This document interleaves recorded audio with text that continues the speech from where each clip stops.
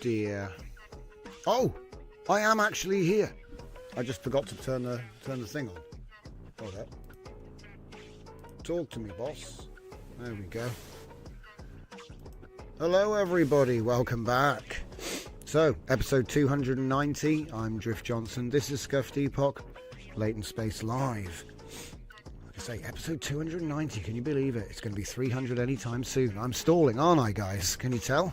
Anyway, it's just gone 8 o'clock on the 2nd of November. It would be a Sunday.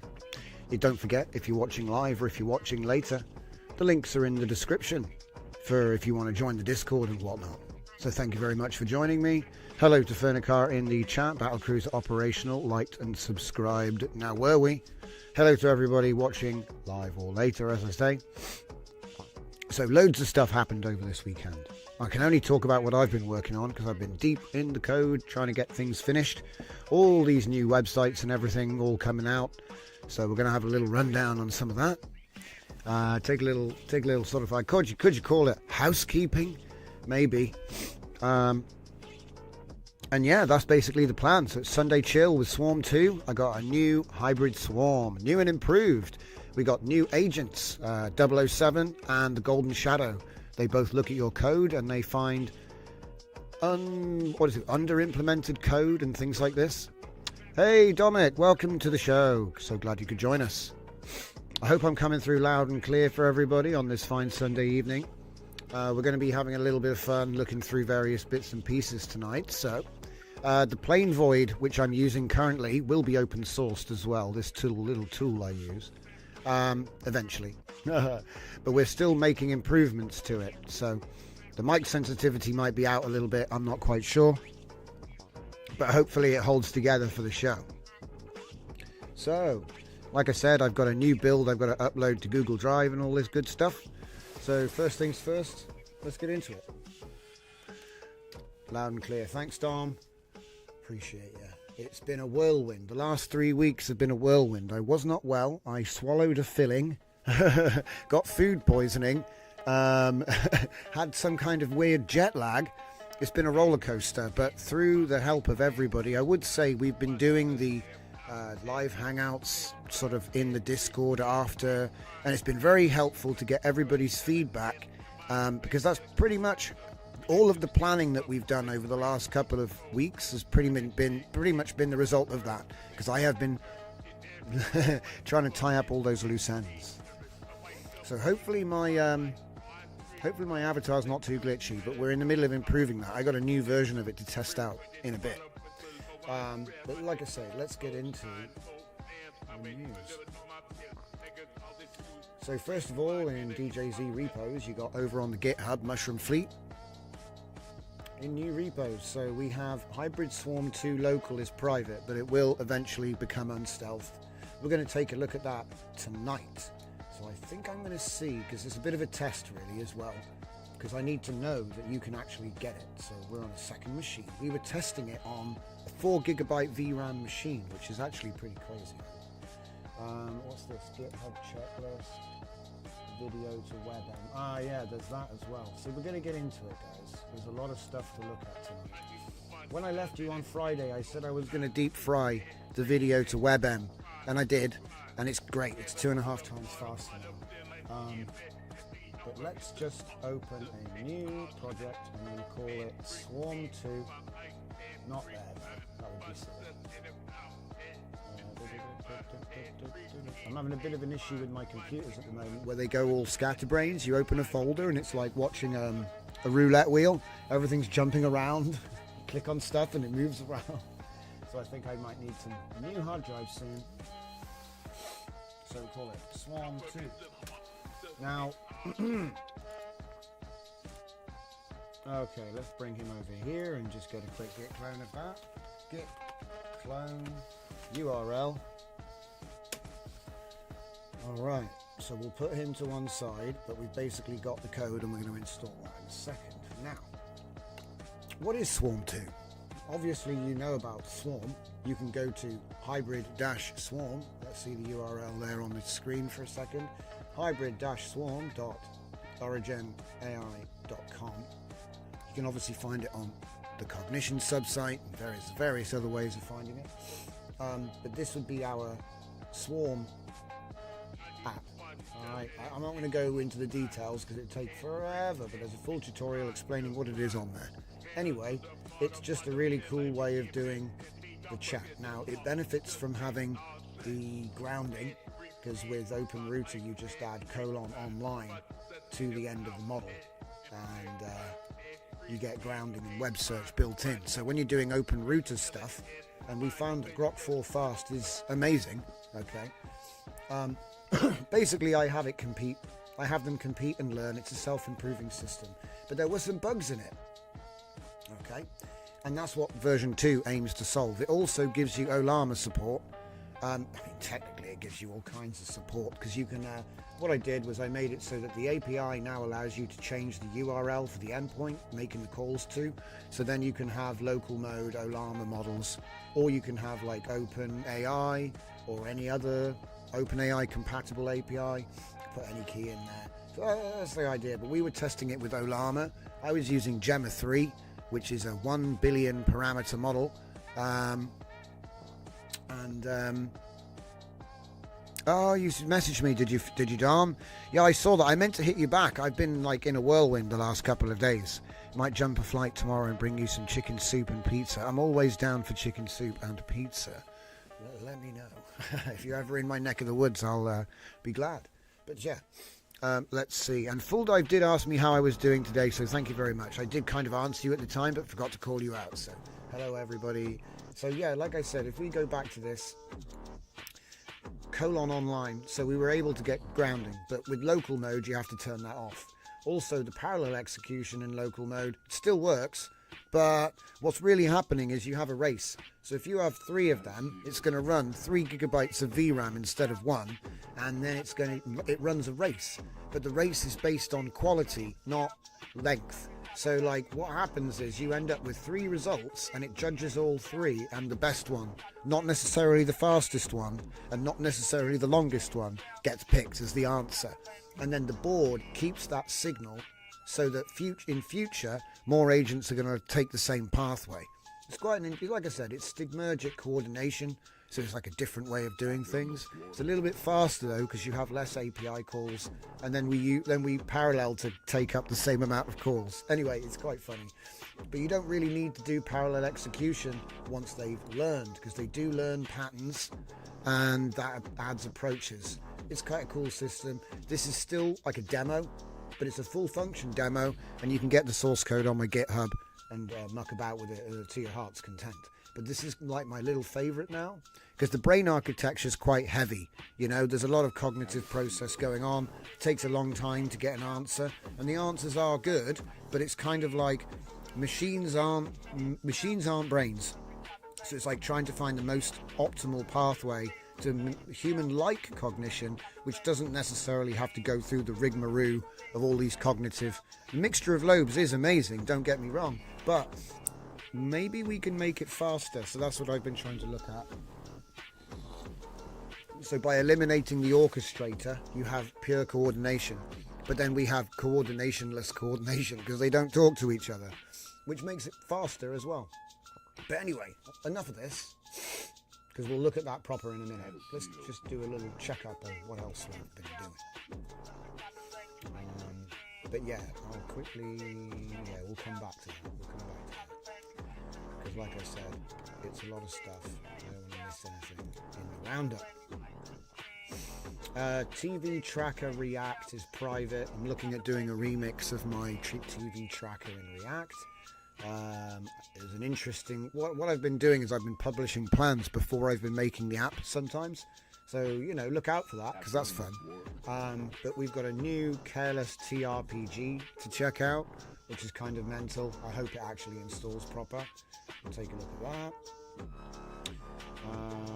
I've been sending a bunch of my stuff to DeepWiki, so let's see, do we have it in my history? DeepWiki.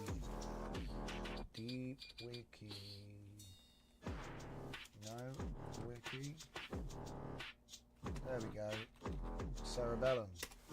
So for example, I published the Cerebellum architecture. So this is 0 vector 5, not 6. The wave propagation isn't there. Dark mode, please. It's visible. Right. So yeah, the dark mode. Sorry about the flashbang, chaps. Yeah, there was. This is basically an overview. It's kind of cool. You can submit your public repos to DeepWiki, and then it will build you out a super amazing documentation website, basically. You know, a DeepWiki for your GitHub repo.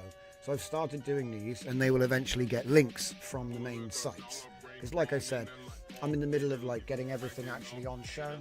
So if I go to the cognition.origin.ai, we've got my mini site that I just finished.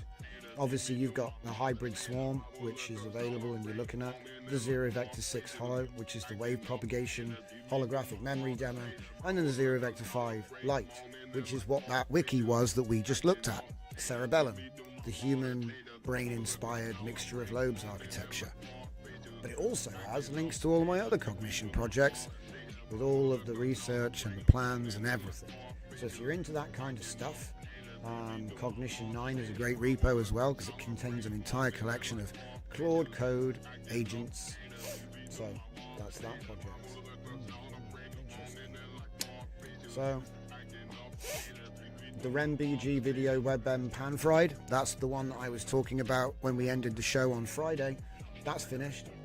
And we did everything that I said I was going to do. I followed the same pan-fried recipe that I did last time, and it resulted in a 250% speed up because of the CUDA optimizations that were made. So it's essentially like a CUDA optimization agent, or the beginnings of one, which is kind of cool. I don't think I've ever seen a CUDA optimization agent before, but that is essentially what this does. It's unattended upgrade of a Python project by adding all of the available CUDA stuff, and also a couple of other things which I like this isn't really a CUDA. Some of these aren't necessarily, they take advantage of CUDA because it's like CuPy and things like this, but you know, zero copy for FFmpeg is just smart because it means the data never leaves the GPU, so you do it all on the GPU. There's things like this, but the full repo is up and you can download the app. Like I said, it was getting 1.5 FPS on 4090, and if that doesn't sound like a lot, we're converting 1080p video to a RemBG WebM. Okay, so we're literally removing the background on video, so it's going to be slow. That's a really intensive thing to do. But we're also using InspireNet, which is you know, it's not like a research license or something. This would be a commercial use tool. And with the pan-fried on a 4090, you're getting 3.8 FPS, which again is, like I said, 253% faster. So that's another confirmation for the pan-fried. I think I included the pan-fried documentation. Is it all of these? I feel like this is the plan for the entire app. Where's the actual pan-fried documentation? CUDA phase, of course. So if we check out the CUDA handoff, right? What are those potions for? Oh, I'm glad you asked. This was all for the Halloween. See, the thing is, let's have a look at some of these. What do we got? We got Geluflimber and what's this other one here? I can't get close enough to it, guys. I don't know. But it was mostly just like, you know, Halloween stuff for the Halloweens. That's what we were trying to do, a little Halloween theme. But yeah, let's get back to the show. Whoa, put a little bit of a strange angle on me there. That'll do. Hold the camera there, mate. That'll do. Alright. Cameraman Steve, trying to get me the good angles. So anyway, CUDA phase. So we got the pan-fried release summary, and then we got the phases. Now obviously the phases were built according to the handoff plan. So here's the actual handoff plan. Now does this actually talk about, yeah, it is specific to my implementation. But I bet it could be written in pseudocode to make it like a, yeah, it could probably rewrite it so it's less specific to this exact project. Make it like a cookbook format would be kind of cool, I think, because then you can just add it straight into anything.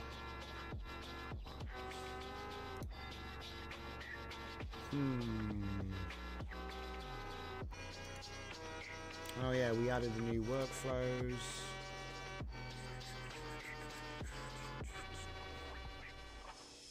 TRPG2, that's one we've got to look at. Just seeing if there's anything else. Scope.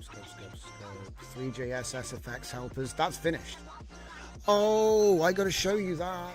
That one's finished and published. Do you know what? I should just be looking at the feed. So if we go over to the inside line on Discord, you'll find that, oh yeah, here we go. So this is where it was when I last was on this computer. So 3JS helpers. So that was the GitHub for it. Where's the website for it? It's a website now. See, this is the actual primers for intent engineering, right? So you can put these into your project and have effects in your 3JS project. Then we did the Unity Pong. I think I've talked about that. There's the WebM. That's now deep fried. We released the source code for the Zero Vector series up to Zero Vector 6, but not the holographic version. So up to 5. Yeah, up to Zero Vector 5. So traditional mixture of lobes. And then we did the Monster Mash release, introduced Putty. He's looking much better in the latest version of this scene tool that I'm using, which obviously we built. But yeah, GLB Animator, so that's a new one. So this one was for looking at GLB animations. Let's see if we've got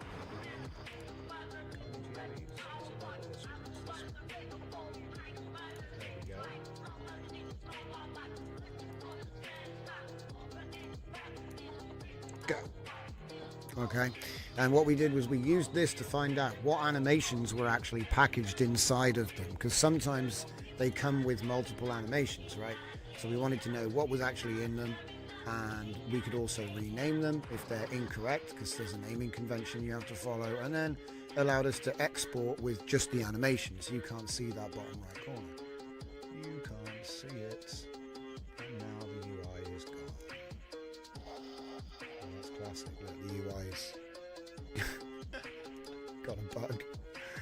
Alright, so anyway, we used it to extract the animations basically, and then I had a bulk export so I could do export with no animations, because we were going from embedded to a GLB animation library, right? So we built the tool to build that, so we could take our models, make sure they were stripped, and then load a model and then load an animation file separately, so we could see that our universal animations would actually not look like jank.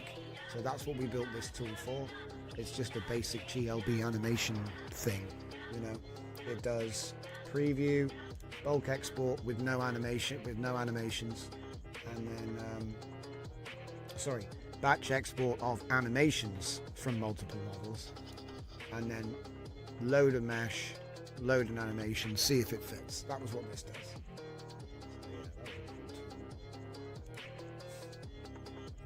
Careless Canvas 3D somehow wasn't actually hosted, so it is now, and it's much better as well. This version now has AI, so you can put a key in. I recommend Grok 4 Fast. I should probably give it grounding, so it's got the online, now that I know how to do that. So that means this will have web search built in, which means this is going to be super powerful, because, for example, if I was just to say, for example, copy some text from somewhere like this, if I just get something in my copy buffer and I just, you know, so we've got like a 3D grid, okay? If I paste, allow it, then it's going to be, that's what I just copied, the conda command, right? Now, if I press F on it, I can escape, and where's the prompt? Am I mental? There it is.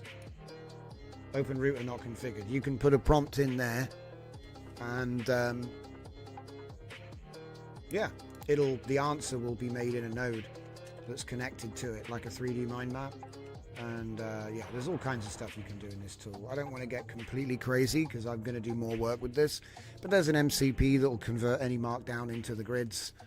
You can use your 2D mind map tool. The data that you saved from that can also be brought in here. It's also got, where can I see it? Why can't I see it? That's not it. Wrong button. Where's the menu? There's a menu somewhere. Where's the menu? Right, let's just refresh it. What's the name of the button? V. I need to add the button V to the quick list. I couldn't remember it. So anyway, when you open this up, it's actually got an NSL import somewhere. I think it did. Oh, I'm thinking about the MCP. What an idiot. Anyway, the point is you can do representations of data in 3D space, and then you can work on it with AI. So if I just do this one, large synthetic. Look, this one's a little bit crazy, okay? But it is a knowledge graph. This was a stress test to see how much it could handle. And this is at the edge of what it can handle. It's got 2,000 nodes with 1,000 connections. If you want to be a little bit more reasonable, and you can load them into them as well. But this would be. This is a review of one of my books. So we gave the book to the MCP, and the MCP built out the knowledge graph, and then it converted it into the 3D space. So like if I go up to this one, I think I just click on it. I've forgotten what the buttons are now. E. So it'll give me a little overview. It'll give me a little overview in 3D space like this, which is nice. But yeah, these are the sorts of things I like to mess about with, productivity tools and whatnot. You can change the graph scale so we can make it much larger. If we want to make it a bit more spread out, give you some room to build that in. It also does culling as well. So, you know, when I showed you that stress test, obviously, if we go into the settings, we do have frustum culling and various max visible. So, you know, it's a bit like Minecraft. You know, like there's a view distance and stuff outside the view distance doesn't get drawn. So, but I like it. It works nicely. I want to use this more. But I've been busy building tools to make planning and productivity less effort later. So I'm investing in the future. Video planning 3 times. That's a different project. Ignore that. Back to the Discord. That's the best place. All right. So wave propagation at Origin AI. So let's put in the semantic net waves. So this is my basic waveform analyzer because we did a lot of wave propagation stuff, and it's just nice to be able to see what the waves actually do.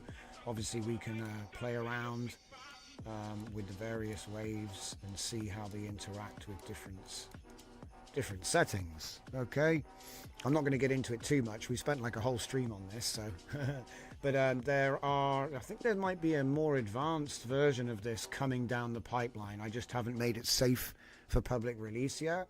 But the nice thing about this is it's just available in the web for free. It's wavepropagation.originai.com.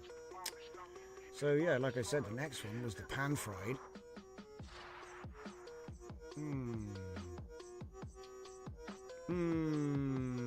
I forgot to publish. Right, the next one is the 3JS thing. Because remember how I said I gave you a cookbook to do 3JS special effects? Wow, we used that cookbook, didn't we? So now if I go to Post FX, remember all those comfy nodes I made with the special effects? You're going to like this. So Post FX 3js.originai.com. I don't know why the link for this. Oh! If I type it in. Typo. Right. Now then. This is the 3JS effects demo. Somebody in the chat, probably Fernicar or somebody else, credit where credit's due, gave me the idea, because they said, oh, you've just made this plan that shows off all of these effects, how to do them. Let's do it, right? We'll make an app just for that. And so that's exactly what we did. And if you have a look here, you don't change the models. These are there as just like a test representation, so you can see what happens to different shapes and colors, okay? But what this is, and let me just post this up because you can have a muck about with this yourself. It's actually extremely cool. And if I go back to the repo for it, we've added a new file because I wanted to make sure that what I was telling you, I wanted to double prove it, okay? So we talked about this before. 3JS SFX Quick Reference is a file you can drop into any LLM project that uses 3JS. And then you can simply say, I want dot screen pass and have halftone comic book effects. These are all built-in special effects, which are post-processing effects, okay? They're all built in. You don't have to add anything. It's already there. This is what, like, the Ghost Shadow agent would have done. It would have seen and gone, oh, did you know you can just do all this with like a one line of code? Anyway, it goes further than that. So we talked about this already.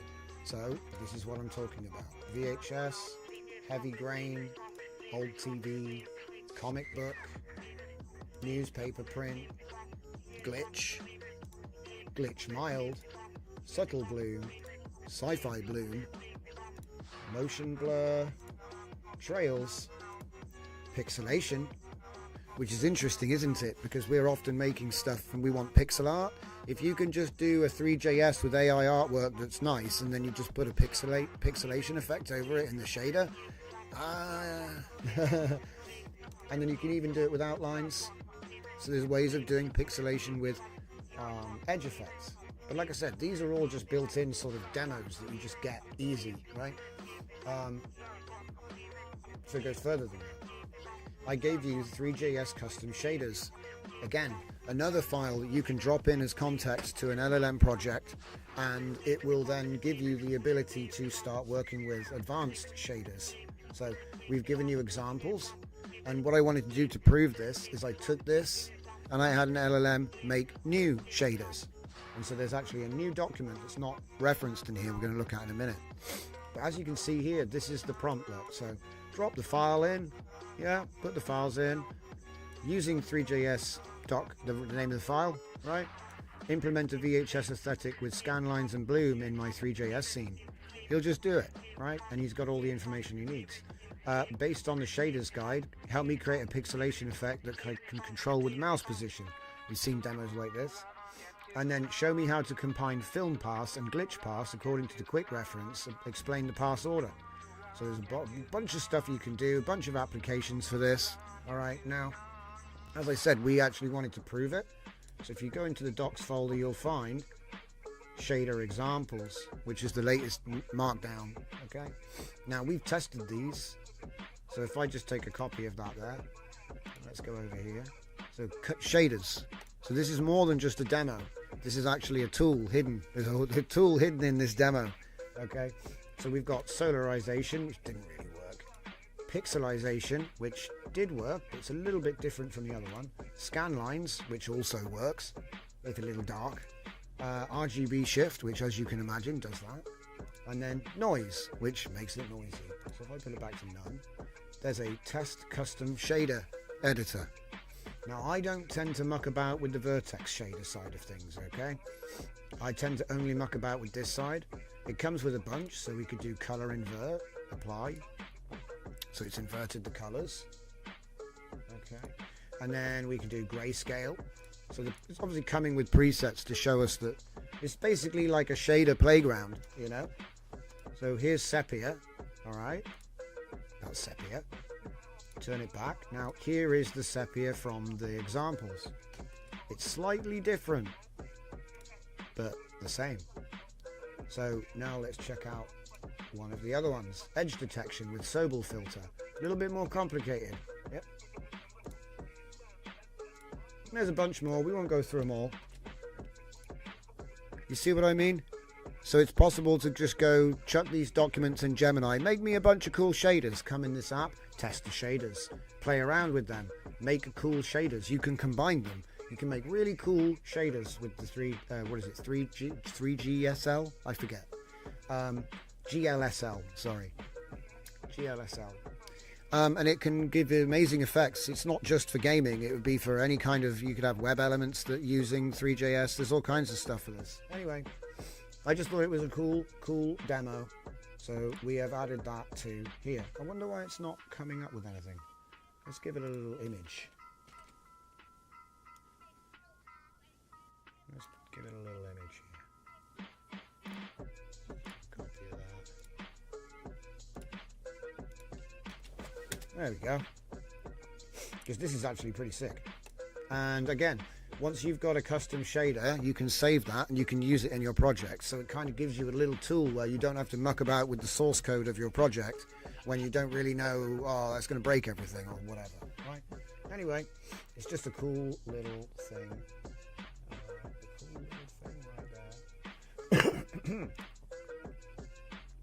Okay, so Careless TRPG V2. So you might remember Careless RPG. Let's just remind people about Careless RPG. The careless.originai.com is now the new front page for all of the Careless apps. So obviously you've got Careless Whisper, Careless Canvas Classic, Canvas 3D that we just looked at, TRPG, which we're going to look at the sequel for, and then Convo and Live, which were experiments, and Hot Folders, which is basically like Whisper. These two are productivity apps for Windows, basically. But if we take a look at the Careless TRPG, the way it worked was you would start an adventure, you would put in a key, you would pick a model. I would actually do Grok. Don't do this anymore. Do Grok now. This is like so expensive by comparison. But anyway.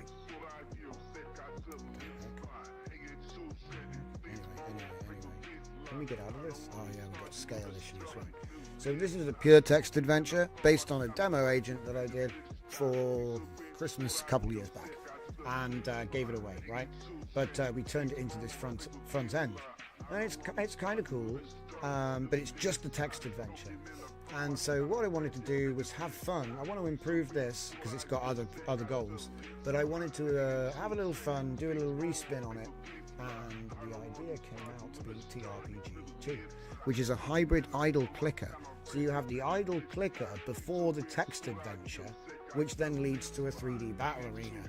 Now, with this 3D battle arena, it uses billboards for the enemies, and the enemies are AI generated textures, but it doesn't generate them every time. It caches an enemy list, and there's a bunch of stuff.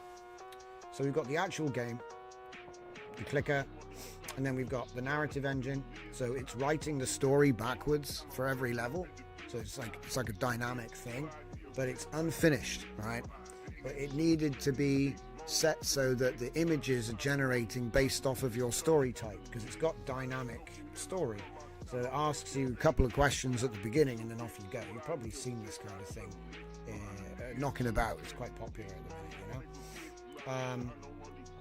And then the idea is at the end of it, you actually get a story and you can throw it through Narrative Spittoon and write a book based on the gameplay, which is kind of sick. So, but what I say, and it's very cheap as well because of the fact we're using this Groku system.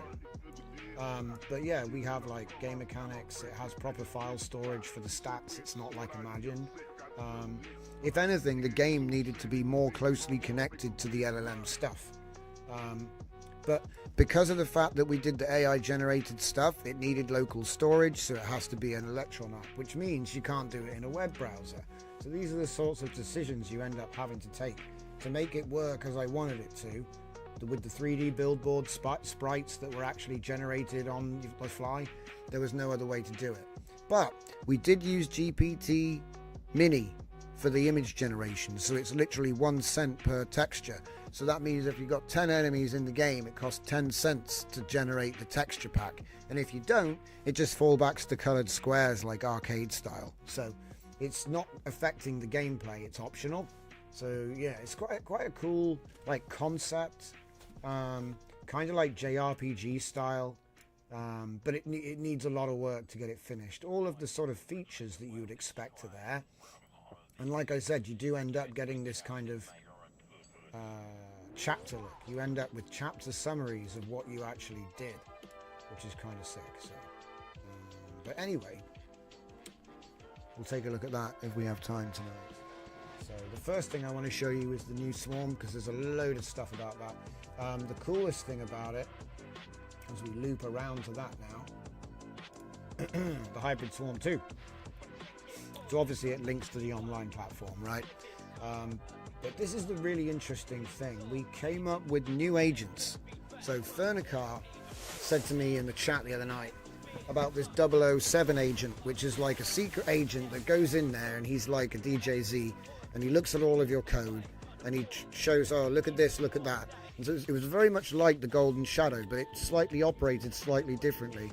It was much more of it was a much shorter prompt, and it produced a very similar result. So the idea was basically to have him look, and I was able to say, look at my pipeline for the prompt, context, and intent, and then do upgrades. Okay, basically, I was like, look at my code and make it better. All right, now I think I did make a few changes before that so that it would, you know, support lightweight models like Gemma 3. Yeah, so we set up, I did all of the Olama work first, and then when we finished that, we did a bunch of optimizations and fixes. Yeah. I'm just looking to see if he actually talks about it here. There's a signal network graph now, there's a performance dashboard, you can see your specialists. Line critical import, here we go. So look, across all 3 layers, we did a hybrid swarm review with the Golden Shadow code agent. So it went through and he said he made dynamic thresholds for adaptive vigilance based on pool maturity. He did multi-factor strength calculation for enhanced specialization, pool optimization for controlled emergence. Under dynamic approaches, he changed the context awareness. So he's basically done a whole bunch of fine-tuning. Levenstein distance similarity for fuzzy keyword because it was too strict. All this sort of stuff. 2-tier decay, consensus-based application. System-wide, parallel execution enhancements, advanced templates. So now it has template support. I don't think it has loops. I think that's wrong. I think I chose not to do that. So I would be unsure if all of that. I think it does, but I don't think I added loop support because I was like, dude, you're going too far again. But we'll see. It does have a bunch of new cool features. Oh my goodness, so much stuff. Like I said, I don't want to go on about it. I think we should just get it installed and see if it's broken, right? So let's bring him over.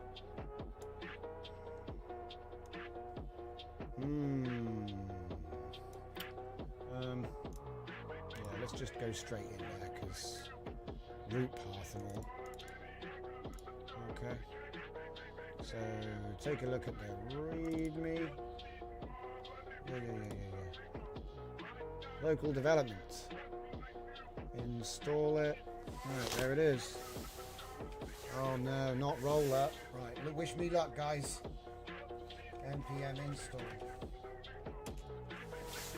So what we're going to do is is that too small on the screen? Is that okay? Tell me if the text is too small, guys. I know probably you're all just listening along, but just for the benefit of anyone that's watching. Okay. Yeah. So what I do, I think this is actually missing one of them. I think there's like an additional, I think there are actually 2, but we'll see what happens, eh?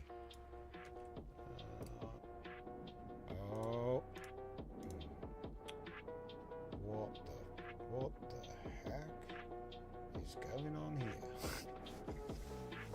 This README is scuffed, isn't it?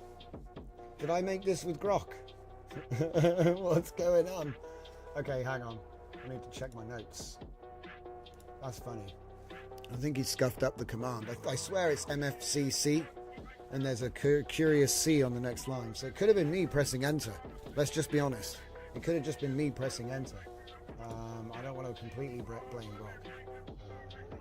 Yeah. we just go back to the normal clean version, which is back here somewhere. Here we go. I did release a clean version. Anyone can just build stuff on. So, but yeah, it's actually yeah. There's a whole bunch missing. What? That whole line is scuffed. So that should be that. Yeah, nearly. There we go. We got there in the end. I'll have to fix that later. So anyway, sort of like the thing's messed up. Is it that? Something's breaking the code. Anyway. I didn't even think that was a thing. Pop that in there, and then we'll also pop that one in there. I know that. I know there's two of them. Did we do it already? Wow. I must already have it. Okay. Any luck? Oh, we're in business. Oof. Big flashbang. My eyes. Okay. Hybrid standalone. So I'm going to need a key. Yep, going to need a key. Oh no, I'm not going to need a key. I'm going to need Olama. Even better. Right, forget the key. Where's Olama? Oh, I bet it needs updating. It always needs updating. Give me a sec. But I do want to show it working with Olama because that is the whole point. You know, because I've already got a web version you can plug in on OpenAI, and this does have a bunch of options and stuff, right? So we've already got the API. I know that works, but the cool thing is the local preset. So now we've got it in local mode. We'll be able to put the name of one of our models there. It won't be able to do grounded, but it will be able to do parallel. But there's not really much point in parallel because all you're really doing is adding more stigmergic signals to the board. I mean, I guess it means that you can choose, or you don't choose, the system chooses. So I guess, it could be useful when you have it brand new out the box because the database is empty. All you have is the 6 default approaches and you don't even have any specialists yet because it creates everything, you see. You do now have a template library, as I say. This is a new feature. So it does have default assistant, an expert programming assistant. So you can obviously make those templates. I'm not really sure how you're supposed to load them at the moment. Because look, if I click on it, what are you doing? It probably injects the plan in and then detects it. There's a lot of dynamic intelligence stuff going on. But I'm pretty sure if you add a plan in here, you should be able to use it. It's like I said, a dynamic prompt template. So like I said, if you actually look at it, you can see he has a mission. This is a high bar. Meet it. Because the thing is, there's variables that come from the swarm that get filled into the prompt. It's kind of cool. Anyway, I'm not going to go on about it. It works without needing to mess with anything. In the system section, we have various different options that are explained in the documentation. Okay, like again, I don't want to go on about it, but he's going to create stuff like coding Falcon. And Falcon will level up, Anyway,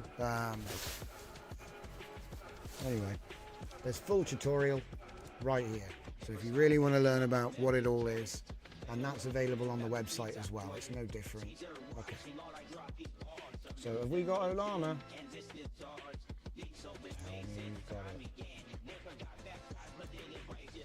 Restart to update. I knew it. That's okay, it gives me a chance to show you the dashboard. It's currently empty, but there will be a signal network graph, which leaves this like a visualization of the board. There'll be a bunch of charts looking at the signal. You've got the pattern discovery here, and you'll have your top agents as well, your top specialists as they get created. So, now we wait for Coup Blast.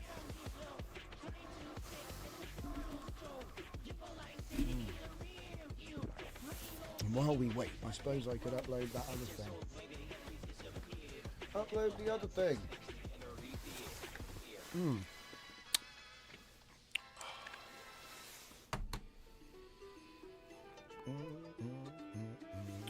Afix says you could probably get away with loading sprites instead of high poly spheres for a bunch of cheap performance. Yeah, I must admit, I've been doing a lot of stuff with like billboards lately, and the billboards are kind of cooler because you can put video and images and stuff like that on them. So I don't know, maybe it might be worth having like a billboard mode for performance, you know? So no 3D models, replace every single node with a billboard that's, you know, just a black billboard or something on. Yeah, I agree. It's a good idea.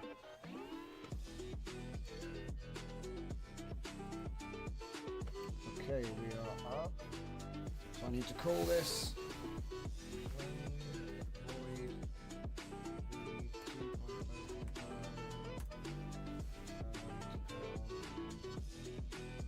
A Google Drive.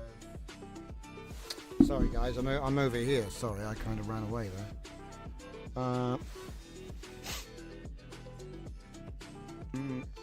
No.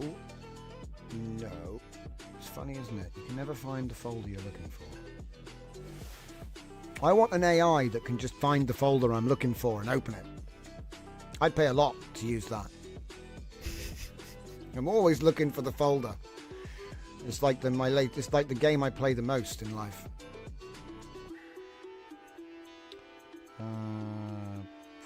What is it called? Is it Laptop Transfer 2025? It's probably part of the reason is, you know, I need to do more semantic folder name than just laptop transfer. It's probably not the best.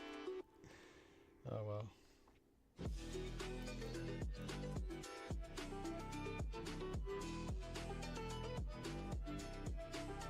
Okay, that's uploading. Back to business. Is this thing working? Is this thing on? Where's the VS code? Okay, let's make a new terminal. And we'll type Olama list. Olama. And I'm going to take something small. He says, something small. Well, I did that on my laptop. I already know it runs on something small. Could do it on Qwen 3 8 billion Q8. Or we could do it on... I'll try... Do you know what? I kind of like this intern VL. The Polaris is also good. Yeah, do you know what? I'm going to try it with Polaris. And hopefully it works. So, into settings, obviously you have hit the Olama preset. And then it's...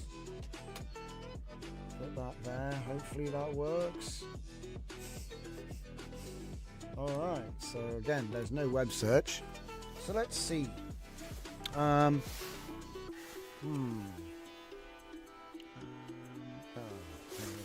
make this a little bit better positioned here. Okay, otherwise I'm in the way. Give me a sec.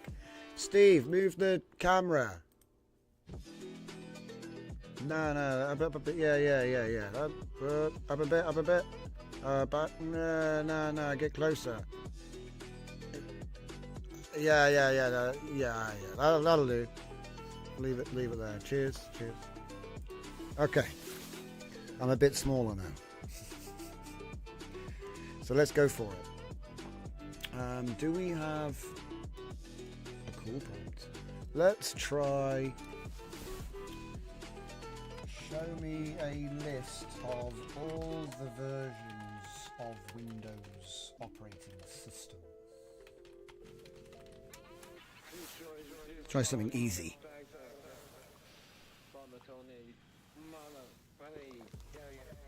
Oh wow, think tags. I haven't seen those for a while.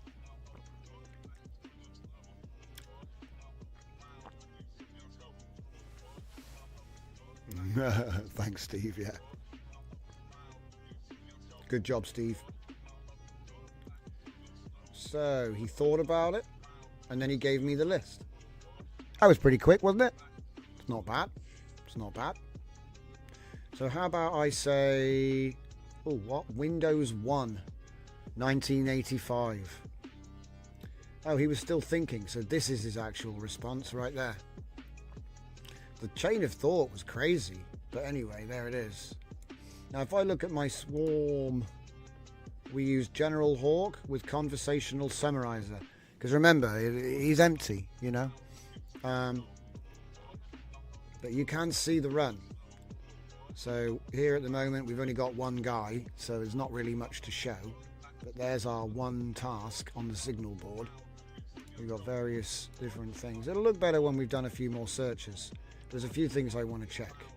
So, for example, I want to make sure that this is chaining. So I'm going to say, tell me more about that. And obviously, a problem with the one that we have right now is it's a one-shot. But this one chains. I know it's like a small thing, but it makes a big difference, obviously. It's part of the cleanup. Okay. So there we go. Tell me more. Tell me more about that. Tell me more about that. So he knows that is this. And so now he's told me more about that. Okay. Now it goes much further than that. So I want to see if he can now write me an HTML5 website with Tailwind CDN in dark mode. Wait for it. About that. Oh, I typed CND wrong. Hopefully he understands my monkey logic. Let's see. Hey, first day on the job. Yeah, it's his first day. You got to give him a break. Afix says, made a fun system prompt to get the bot to embody Nicolas Cage's nouveau shamanism method of acting. Now that's cool. That is awesome. High quality response, 100%. Okay, let's think about HTML5 with Tailwind and CDN in dark mode. Let's break this down. He thinks about it. He gives me code. Ooh, ooh, ooh. What's that? Find me a thing. Get me into a plans folder. Do HTML. Do Windows.html. Paste it. Show me. Show me. That's not bad. It's dark mode. It got a bit confused, look. That's supposed to be a dark mode, light mode switch. So here we have all of the things. And I'll say, hang on a sec. Let's see if we can make him refine the website, because that would be cool. That would be cool. So remember, this is local, and it's running on a 4 gigabyte LLM right now. Okay. So users Tailwind there. I'll say, we can improve. I'm going to say that HTML. We can improve that HTML by using a modern card-based layout which allows rich presentation of the information related to each Windows version. I gave him a little bit of help there. I should have said that again, just to make it hard for him. Oh, okay. I think he wants to make the HTML better.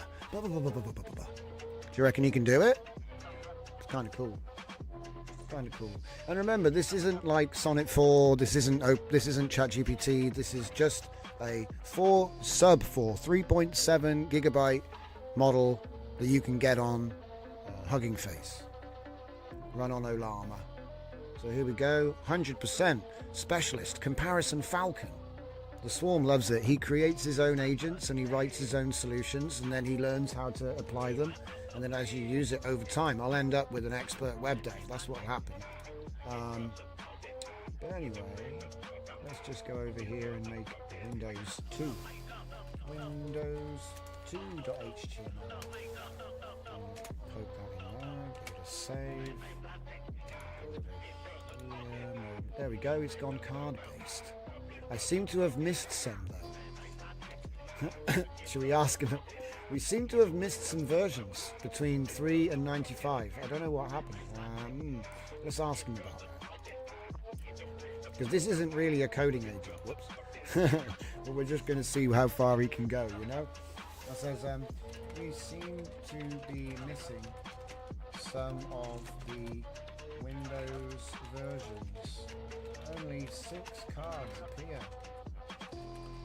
We can enhance the HTML with information to complete the website design. I spelled design wrong because I'm a monkey. And my fingers don't work.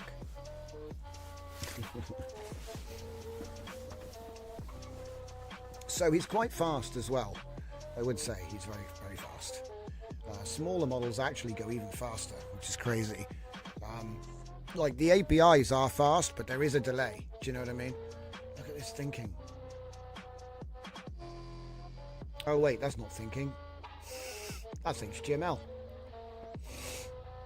Look at him go. So cool. Whoa. Now I've got a 4090, so I should be able to run this in parallel, so we'll try that in a minute. Let's just go like this, because you don't get it's funny. He doesn't combine the responses of a parallel swarm. They compete like a relay race to see who gets the best answer. That's really what's happening. Because this is like a sprint. It sets to the task, and then at the end, it's not just based on speed though. You should see what I mean. There is like a timer for how long it all takes. Okay, so if I go here, we say Windows 3. Windows 3.html. See, the swarm I think really does help milk out the ability of the model you're using. That's all. Like I said, this is Polaris, which is a good model. Don't get me wrong, but anyway. So, toggle dark mode. Should we see what it looks like? Let's have a look. Ah, look at that. It's even the button doesn't actually work.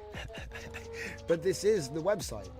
I asked for a dark mode Windows card-based layout with the history of all the Windows versions. I mean, it did it in 3 chats, guys. It's not bad. Like, is it an amazing modern design? No, but if you were to put, you could use this if you wanted to make a little div embed. You could put it in a div embed or something. Anyway, I'm gonna go crazy. The point is, it did it. It did it. I don't know what you wanted to do. Let's have a quick look at the dashboard. So there should be some signals now, at least, to look at. So you can see here we've got a bunch of signals. Why is that one so low? Good question. I think it's just about to decay. I think it might just be these are old, because there is a decay rate, right? So like fresh signals live longer. Maybe the chart's just scuffed. Anyway, so we got overview for the quality distribution of the 3 specialists we have right now. There we have various other success rate versus quality. Usage count, signals coming in, pattern discovery. I think it's too soon to do pattern discovery. Yeah, you need to have done 10 executions really to get good data, but this is how it learns new approaches. So every time you run, it may create new agents. It will tend to use the same agents for the first 10 because it's like getting a baseline. But essentially it creates its own agents, it improves its own agents, and then once you get to 10, it will cull weak agents. With approaches, the signals that you run in, you can do the cluster detection, and then it will write new approaches, which are used by the specialists when doing tasks. So it's like a task alignment thing. So it's self-improving its solutions, so that you can think of that as the prompt that the specialist is going to use. Signals are what they leave behind when they do stuff, and then executions is just the total. So this is how I count. When you get to 10, you can click the button. You've obviously got controls, so you can make it easier for them to learn by turning it down to 0.5, things like this. You also have a specialist performance now, which shows, I mean, there's hardly any data in there yet, but once you've used it a lot, you know, you'll understand there's more data to show when you've used it more. But essentially, it just shows you that everything's working. And then obviously you can adjust things in here. Like I said, you've got the vigilance threshold, which is the main one. You put that up to 0.9, he'll make new agents more often. You put it down, he'll rely on what you have. The pattern discovery threshold, you could turn that down. There's various things you can change. But what we're going to do is parallel execution. So which model do I have? I've got Polaris. So I'm only going to do 2, because that's going to be a 16 gigabytes. Probably. I think this is actually an 8 gigabyte model. Let me just double check that. So Polaris. Oh no, I'm talking out of my backside. It's only a 4 gigabyte model. So I could run 3 of them. Easy. Easy. Okay, so let's put it on 3. And we'll make a new chat. And I'm going to say,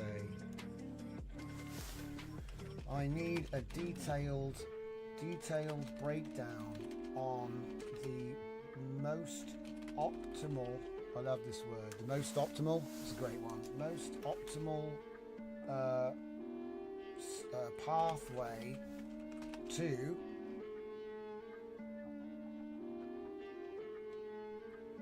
why am I getting stuck? Frying eggs. I don't know why I got stuck. I was like, fried, frying, scrambled, boiling, poached. So going through like a slot machine in my head of all the different egg types.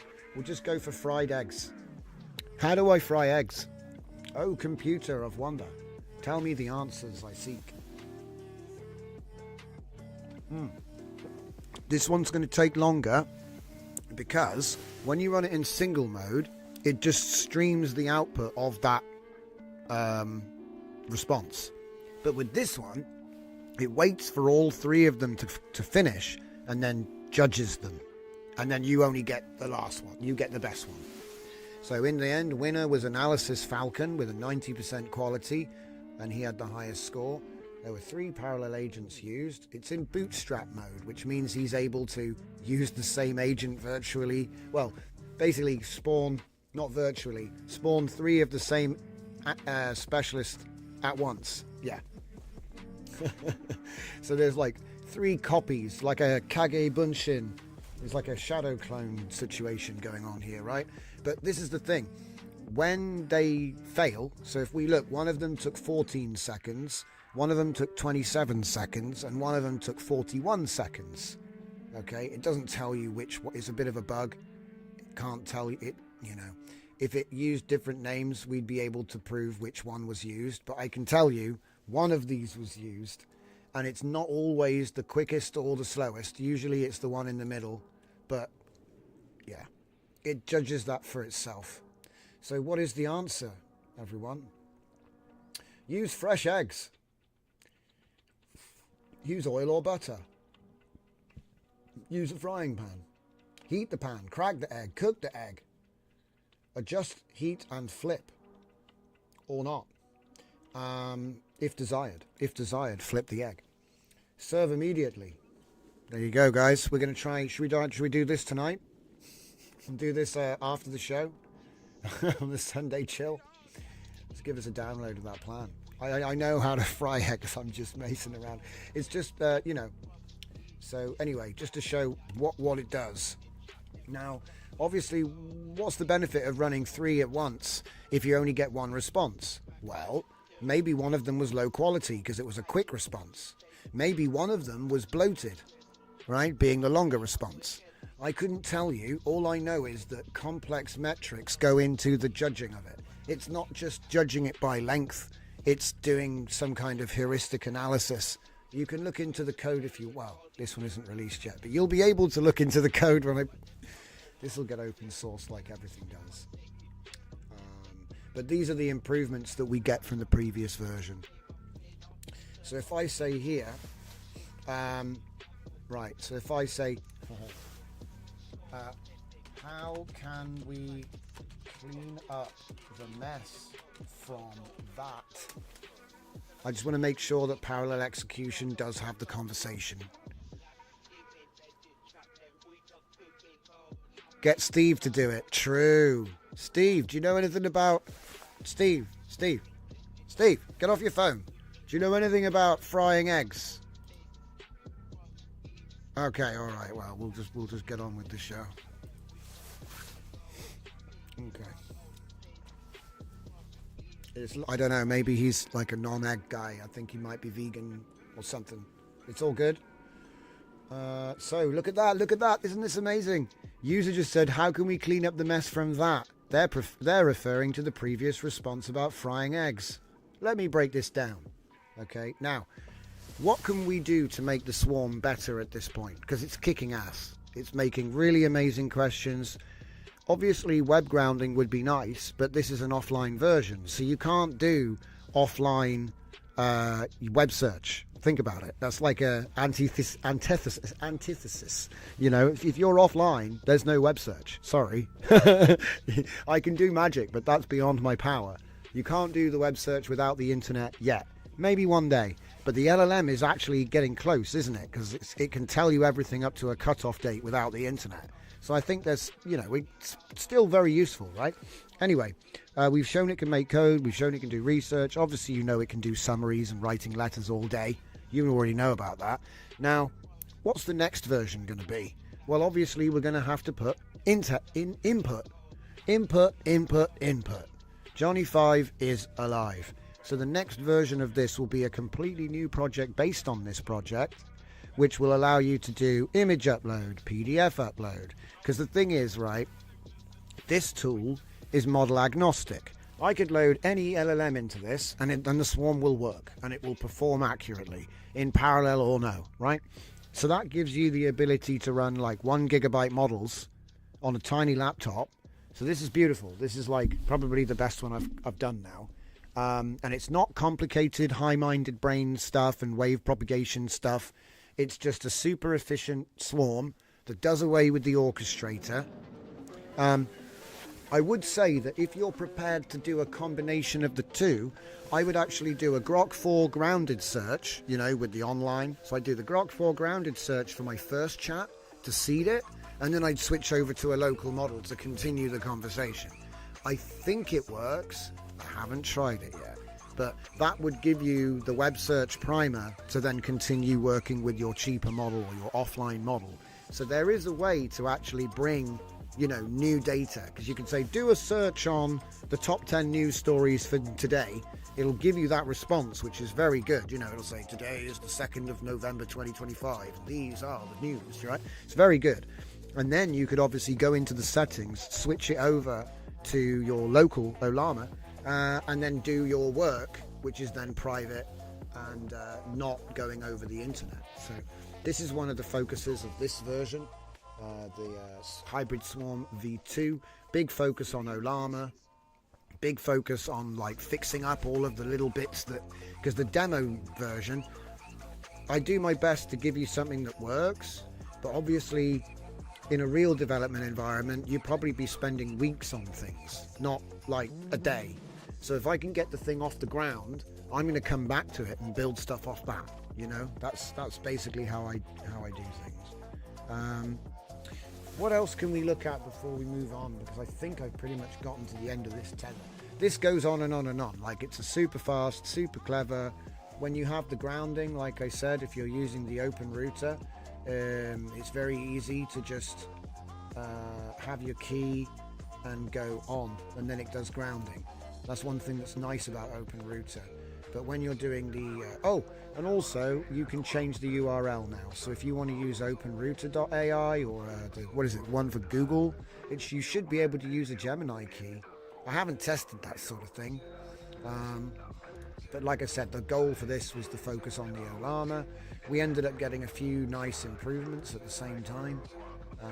Like I said, the templates, which is new, and the dashboard improvements, which is showing just a little bit more of a representation of what's going on, which is all kind of just nice to have. Obviously, when you go to your database, you can export it.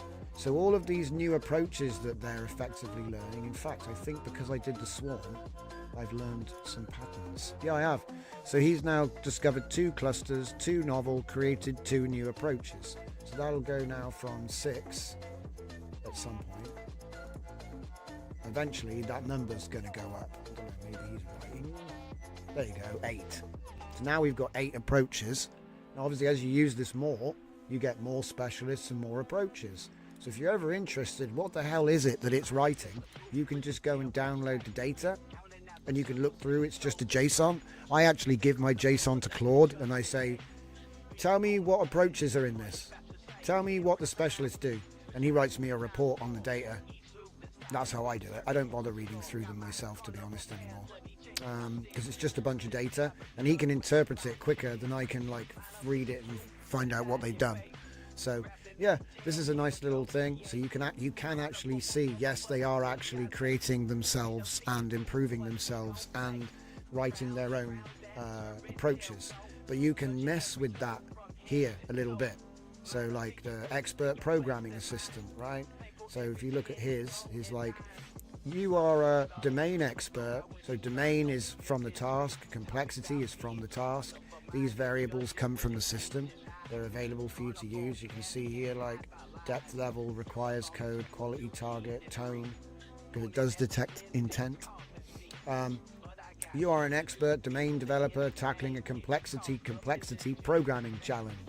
So obviously that's a variable, right? So if it was like high complexity, low complexity, in Python, JavaScript, you see?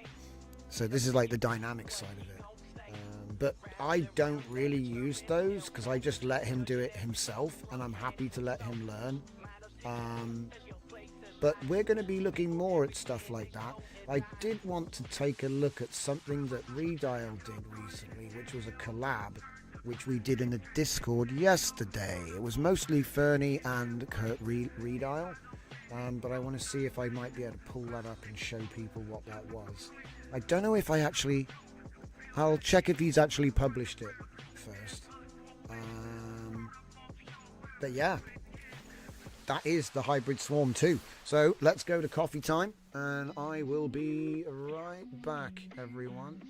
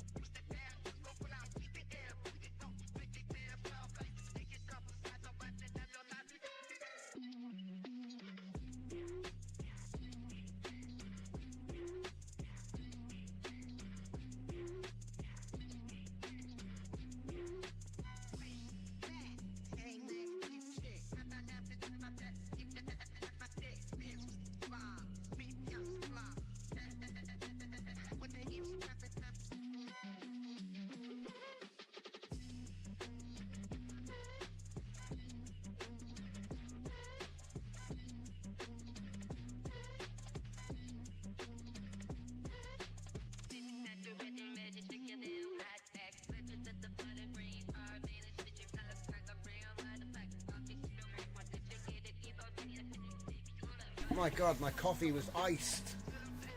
I'm still getting my coffee ready. Oh my goodness. That coffee was like iced by the time I finished it, guys. Oh. It is cold up here. Right.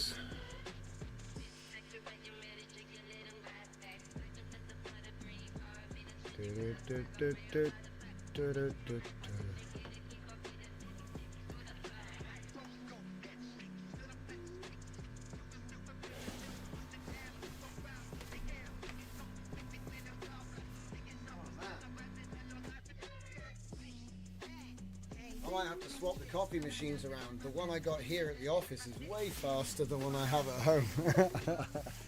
Oh dear. Let's come back. Winter is definitely here, guys. I know, right? Why can't I get Steve to make the coffee, eh? Alright, we're back. I need to get a coffee mug as well. But I have got plans. See, the next version of the tool we're using has got more animations and more cool stuff. I'm just trying to download it now. Where is it? Laptop transfer. Version 2. There's notifications. If you notice, notifications get in the way of everything. Like the little pop-ups that appear everywhere, they love them. And they're ginormous. And you can't click it. Oh no, I'm shaking my fist at the clouds again. Right, virtual clouds. Same thing. Different generation. Right. Are we there? Are we good? I think we're there. I think we're good. Okay. So anyway, I'll muck about with that in a minute. So the next thing, obviously, is to check out this game. Have I got battery? I might just run it on the other machine. It'll be quicker. Need a thermos for the coffee. You're right. I should get a thermos mug. Does that even work? I'm sure it does. Right, so let's just teleport over to the other computer real quick. Come on.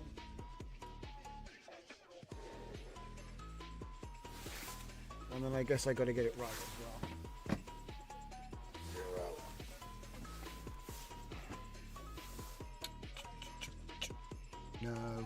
No.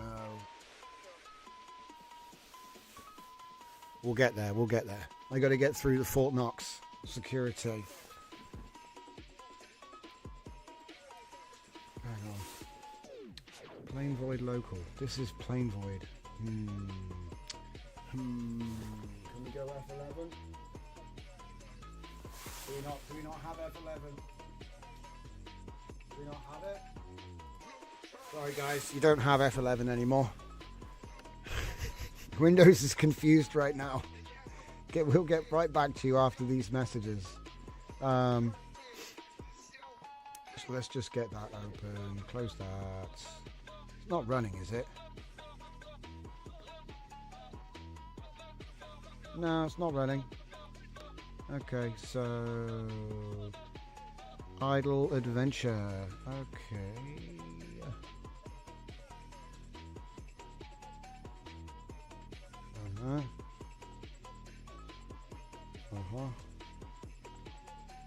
I don't need to do all that. I just need to do yarn dev.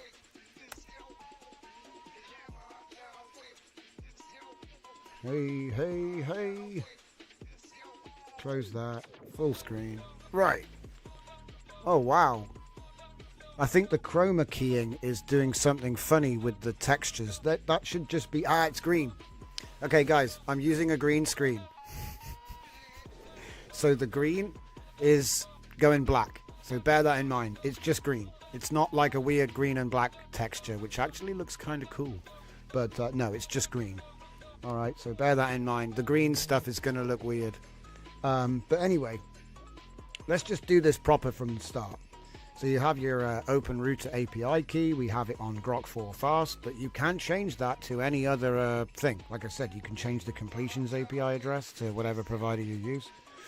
I've already generated the textures, but it generates the textures for the game, right? But yeah, do you know what? I'm going to show you what that looks like first because it's quicker. So if I just say go on adventure, obviously that first screen was like an idle clicker game. So it's like a hybrid idle clicker text adventure.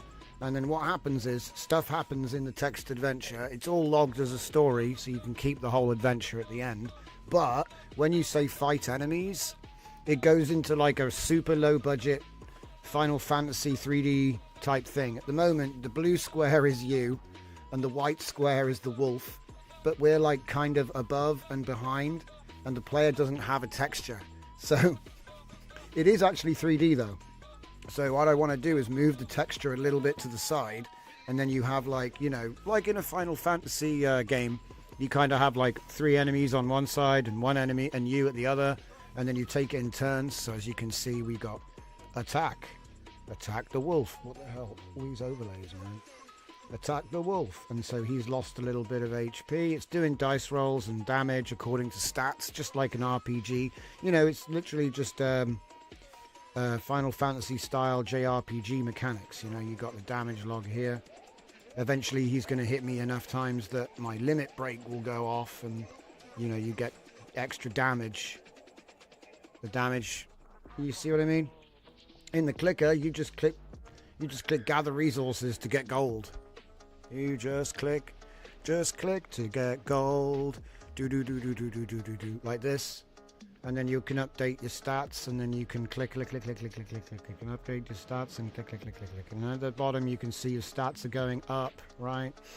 You get potions for health, but to be honest, it's weird. I found that you don't use the potions in battle.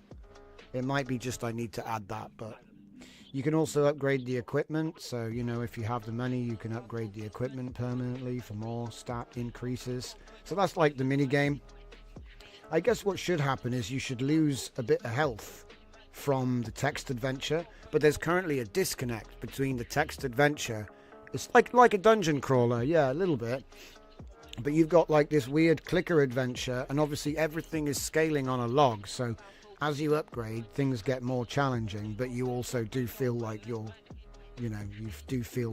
progressing or whatever, right? So it's like, anyway. The interesting thing though is, see here it says next chapter ready.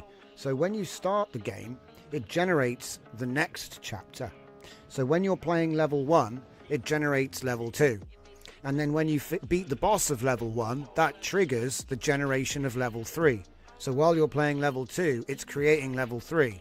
So that means that it just generates everything for you as you go along. It uses the narrative spittoon inversion, like a nano version of our book writing agent is actually in here. And what he does is he generates the boss who has just been defeated and then writes the story backwards for the next level. So then when you start the next level, you're kind of on the arc towards the fight where you beat the boss. You see what I'm saying? So all we have to do is generate the lore where the boss has just been defeated. And obviously that would include who the boss is, what he is, how, you know, and then you track back from there, right? So it's all made in advance, like I say. So obviously when you beat the boss of level 2, level 3 was already there. And as you start playing level 3, it's generating level 4. You see what I mean? And then it caches it, so it doesn't do it again. Same thing with the enemy generation. If new enemies are generated, you only generate the new ones. It doesn't generate the ones you've already generated. You see what I mean? The only thing in this version I'm not happy with is it always gives fantasy. So it didn't change the names of the enemies. So say I pick sci-fi, it still does like goblins, you know what I mean? So these are little bugs I need to fix. But yeah, so like I said, you go on adventure, and then obviously in the 3D at the moment it's like just 2D. It's just 2D characters in there, right? So this was like a proof of concept. You go export markdown, JSON, save the report of the story, and then you got a zip which includes all of the images as well. So it's pretty self-explanatory. But let me show you how it actually starts. So if I go, it's going to ask me for the key again, isn't it? Yeah, it's going to ask me for the key again. Oh, okay. So when you do a new game, it deletes all the progress and then gives you a 5-question thing. What's the name of your hero? What's the world you're in? What's the story you want to do, you know? So it lets you define what it is. And then the fun part is, you see these generic names here? These will be themed to what your adventure is. And this is kind of what I was in the middle of doing. And I thought, do you know what? We spent enough time on it. Do you know what I mean? I thought we spent a day on it, and it looks great, but it needs more work. And it's like all video games need more work, man. So I was like, do you know what? The concept was combine the idle clicker with the text adventure and then have it spawn a 3JS battle arena. Now, obviously, that's actually 3 games. There's 3 things there. You see what I mean? With the AI generated textures and all the LLM, and, you know, there's a game master. Yeah. So it worked, but now I'm like, cool, release it and move on. Because if I ever want to come back and polish up, you know, it might be just as easy to do it again. Do you know what I mean? That's what I'm like. So, but yeah, it's a nice little example of how you can embed all of this stuff. Because like I said, you might decide to do the graphics with 3D instead, you know? Because you could just use, as we were looking at earlier, you can just use 3D models and animations instead of the 2D stuff. But I wanted it to kind of tie in with image generation, you know what I mean? So, anyway, what else have we got on here? Ah, right. Do you know what? This will actually be a little bit quicker. Yeah, so let's just kill this.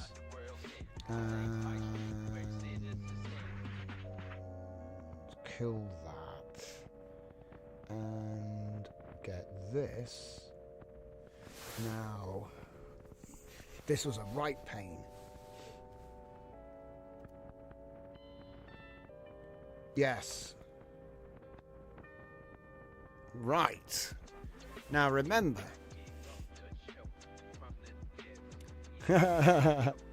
Okay. So this is Putty, alright? And the thing about Putty is he's just another avatar in the same system I'm using. Okay? It's not going away though for some reason. Was it Control V? I can't remember what the buttons are. Anyway, the difference between this tool and the one that I'm using in the corner is it's got a few upgrades. So the first thing is we got the stance system in. So there'll be multiple different states. So hello, oh, see, when, yeah, oh. Anyway, so the idea is you've got presets. So at the moment I've only got one slot, so now I'll have 5 slots. And then obviously you can see that, you know, Putty is transparent, right? So that's evidence that the transparent WebM tool works, and that this scene, the reason it didn't work when I did the demo the other day was because I was using the wrong bloody version. It didn't even have transparency yet. I was using a previous version. I forgot to rebuild it. So, but now we've got this, and in fact, at the moment I'm using Putty as the main avatar. But that's not really what this update was for. It was for, so if I wanted to add a prop, okay, and wait a minute. Don't you just love it when you open stuff up and then it's like, where's the thing? Is it, what? Has he made a different menu that's for editing? Hang on a sec. Okay, wait a minute.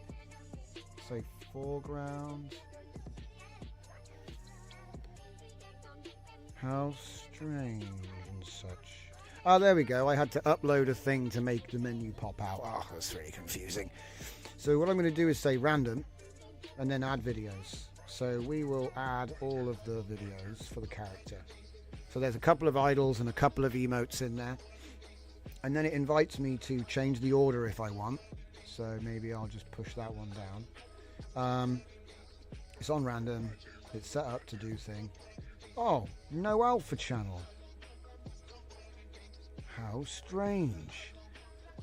But it did discover it. Okay, well, anyway.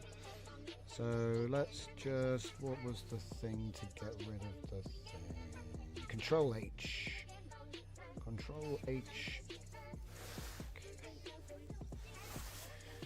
So essentially this is the first like dynamic element, right? So in the system I've got right here, everything is just fixed 2D planes except for me. I'm the only thing that can move. And so I thought it would be interesting to have the ability to put in animating elements, not just to make little creatures, but also because I could put like animated signage, I could make 3D video text, RemBG it, and then loop it. And then you've got like, you know, a neon sign with whatever, right? So I like having the ability to put in little bits and pieces. For example, the desk right now, yeah? We could have had a loop where all it does is make the jack-o'-lantern flicker. It's just little stuff like that. Adds a little bit of artistic flair, I guess, to what you're trying to do, because it is a bit glitchy on purpose. I do love the glitchiness. I think I might even add some effects, you know, for the system. But This is why I like Sunday Chill. I get to talk about the random stuff that we're building just for the show, you know? But what it ultimately comes down to is the ability to save the scenes with all the different props and animating elements in there. Like, I don't know if you noticed, but he's just running through 5 random animations at the moment. The only rule is he's not allowed to loop the same video twice. So he can do any animation he wants, but he's not allowed to do it twice. And then it's going to always face the camera no matter where I am at. So if I'm... We put him in a flower pot because I figured it was easy to just cut off the bottom like that. If you wanted to, you know, you just get close. It's like, oh, look, here's Putty, guys. This is my new pet. I haven't decided if he speaks yet or anything. But I thought it would be fun to make him. Now, we showed you how to make him as well. He was part of the Monster Mash workflow. So we built him with Sea Dance, and we used Banana to create the monster with Banana, make it wriggle a bit with image to Banana, and then do the video with first to last frame. You can use whatever model you want for that, really.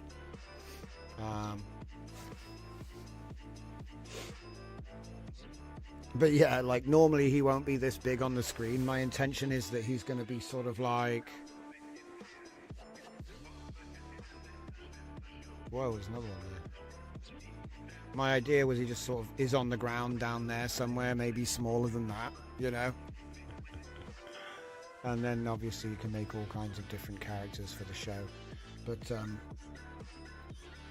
what I liked about it was how well it came out, for one thing.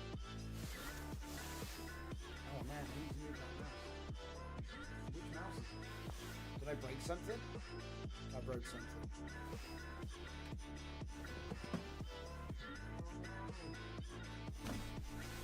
I think I broke it, guys. Oh, wait, up there. Oh no, I didn't break it. I just moved the mouse. Moved the mouse. How many mouses are there? He reminds me of Floey from the game Deltarune, says Full Dive. Oh, I didn't know about that game. I'll have to look that one up. But yeah. I just thought it was a fun experiment to make a little mascot loop thing. So the idea is he always ends on the same frame. That's how the loops work. They're quite long, like 32 seconds long.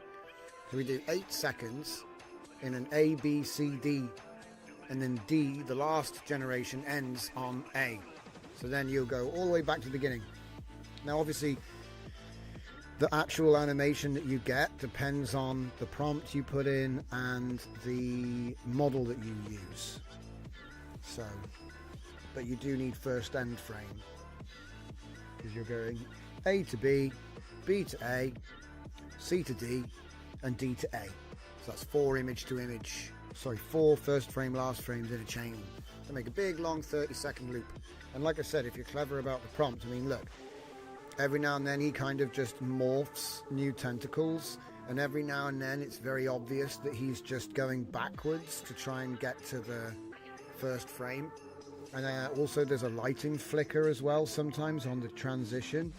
But considering it was just a one workflow, one shot work, you know, I was very happy with it. And it is full 1080p, so you get good quality as well. And like I said, my intention was to literally just take it off, you know, take it off and use it as an element on a 2D plane. It's kind of like in Superman when they banish Zod into the glass pane and he's just going through space like, whoa! This is kind of like the idea. So all of the elements in here are just 2D planes in 3D space. But anyway. That's Putty. That's Putty. But yeah, the main thing I wanted to show you was the fact that we've got this animated random playlist design. So the video overlays have like a, like I said, a video playlist, so they can be far more dynamic. and then you can have them almost seem like, because look, it's look, if I put it like that, it almost seems like we've got some kind of thing, like it's like fake. So it is AI generated, but it's not live, but it looks live. And the thing is, if you had more pre-recorded clips, you can make it do lots of different stuff all the time, and then it's as good as live, isn't it? Like, how long do you need it to be before people are like, oh, I've seen everything now? And the other thing is, this isn't supposed to be in main focus. It's like a side element, you know? Like I said, you might use it for just a glowing jack-o'-lantern, but I wanted to show how powerful it is, because sometimes you might spend like hours in Blender to make a character with an animation loop that would do all of this. So it's kind of like cheating in a way, but I would say it's just energy efficient. It's not cheating, it's just a different way of getting the same or a similar output. And also, if I want it to be AI, I kind of like the fact that it's moving, because this is what AI does. That's the AI aesthetic. It just needs more than 5 clips. You see what I'm saying? LTXV is right around the corner. LTX2 right around the corner, and so I'll be converting a lot of my best generations into these assets for use in the scene. That's the plan. So we're making tools to invest in the future, and I hope to release this because it's sort of like a really cool little tool, but we'll have to see. I've got a lot more work to do on this, a lot more work to do on it, but the main thing about it was the avatar switching. So like right now I'm sitting behind my desk, but I'll be able to stand. I'll be able to do other, other animation loops basically. That's the idea. Just starting to try and make the system a little bit better, because it's all for episode 300. We're on our way. We're on our way to episode 300. There might even be like some fixed camera angles I can switch to. That's one thing I want to add next. But yeah, like I said, this is like my latest little project for the show. Do we have anything else to show? Yeah, obviously it works on a green screen, you guessed it. But that's the other thing. I actually want to do a bit of web search before we finish here, because I got a sort of inkling in my head. I was like, hang on a minute, can't you just get 3JS to render a transparent background? Do you know what I mean? Like at the moment it renders a color. Can't we just make it render nothing? So that only actually passes this? Or could we use an OBS camera plugin so that it comes up as a feed? So that when I'm in OBS, I can just bring it in as an input, and then maybe that input doesn't even ever have a UI. So then you guys can't see it. These are the sort of things I want answers about. So we're gonna switch. Let's close this down. Oh yeah, one little thing. What I'm showing here on the screen is actually super cool, okay? At the moment, a lot of us are doing vibe dev in web apps because it's quick, right? And one thing I found is that browser storage is pathetic. It's like 5 to 10 megabytes. So as soon as you start to do any cool AI generated stuff, it's gonna fill up and you're boned. So I've decided that actually, just build the Electron and do it in Electron, right? Just build the Electron, do Electron dev, Electron:dev, right? Because it can do things like local system file storage, which you can't do with your browser build dev, okay? So this is a small limitation that I ran into when I was doing the video game, and I noticed that I have the same solution in this Plain Void app, right? It's the same solution. So essentially we don't bother developing in npm run dev, we just immediately build Electron and then we do Electron dev. Or we build it and just run Electron to test it, because once you get to a certain point, you can trip up on yourself, because after you've built Electron, when you make changes in the run dev, that's not the same thing, okay? So you have to actually build it before those changes are in the Electron. And so it's like, and also, like I said, if you're using features like local storage, like proper disk storage for your apps, as they get more complicated and bigger, obviously you can't be, so the dev won't work anymore anyway, the run dev in the browser, because it's trying to do stuff he can't access. So just skip it, go straight to Electron dev, and then just build there. You'll save yourself a lot of time, I think, a lot of wasted effort in basically doing the same thing twice, because you would have already worked to make everything work in local storage with like blob keys and stuff, and then you're like, oh, the file storage is pathetic, I need more space, and so then you'll end up having to rebuild the whole thing again. And so now I'm starting to think we go straight for Electron in like phase 1, 2, 3, you know, in the initial plan. We just go straight for Electron, okay? And we can test it in Electron Dev, or just build and test the Electron, right? Because anyway, I think you'll thank me. I think you'll thank me, because I've been finding it to make things a lot faster, a lot faster, much cheaper as well, because you waste tokens on developing stuff that you're not actually going to end up using. Like if it's going to be a web app, yes, fine. But if it's not going to be a web app, it's kind of like a waste of time, because he'll engineer it all out for you and then you won't even be using it anymore, right? As soon as you build for Electron, suddenly all the file stuff won't work, or it'll be limited or whatever. So like I said, because think about it, guys, you want to generate an image with AI, it's going to be 15 meg. The browser limit is often 10 to 15 meg total.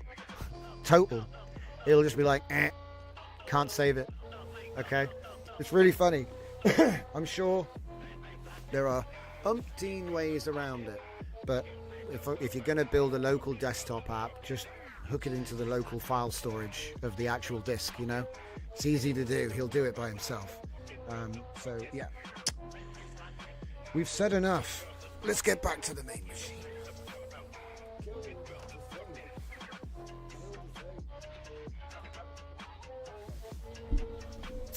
Welcome back, everybody.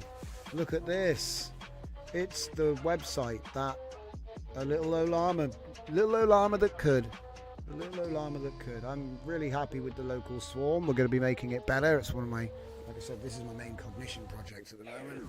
That hybrid swarm had legs, so we decided to give him some boots.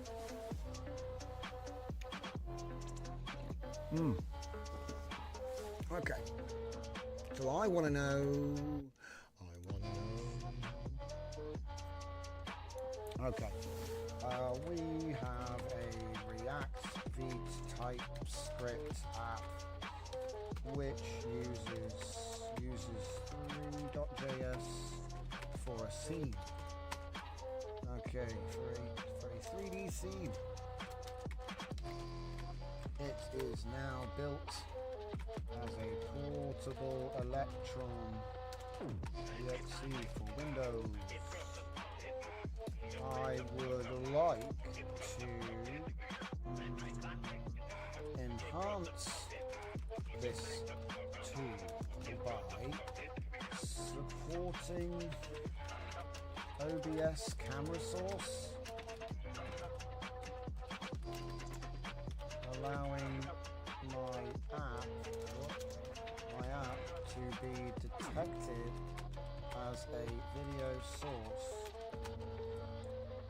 and if possible that the UI in my app is automatically invisible to the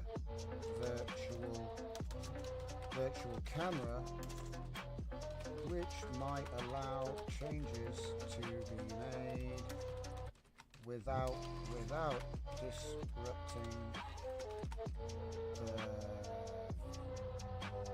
watching viewer the viewing experience. A shot in the dark, but it's okay. You can finish off the song. Because the thing is, I've got a suspicion that you can do it. But I've never done it. I've never seen a tutorial on it. I'm sure there's a way to do it. So, OBS browser source is the easiest way to do it. Yeah. We know that. We already know about that. You can do an OBS browser source. But do we really want to do that? Create a separate camera view component. Oh, the plot thickens. Well, hang on. Set up a 3JS scene. Oh, wait a minute. Is he recreating the entire app but without the input? Create a dedicated route for the camera feed. Oh, I jumped to conclusions, guys. I thought I knew what he was doing, and I was wrong. He's actually making a second. He's doing what I asked. Wow. Okay, so this is approach 1.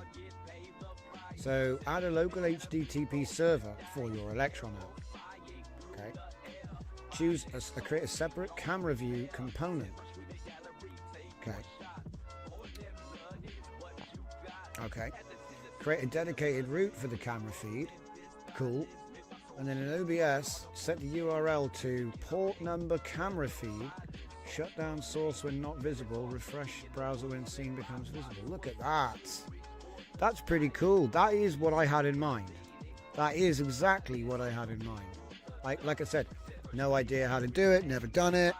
I bet you I could unfold this plan and turn it into... here, let me show you that as well, because just for the benefit of people that still haven't seen that, that's like a super important thing. I like to give you some gold. We'll copy that there. New chat, any agent, doesn't matter. Oh well, I say that, but it's easier with Claude because you can upload the unfold skill. But I'll show you how simple it is to use.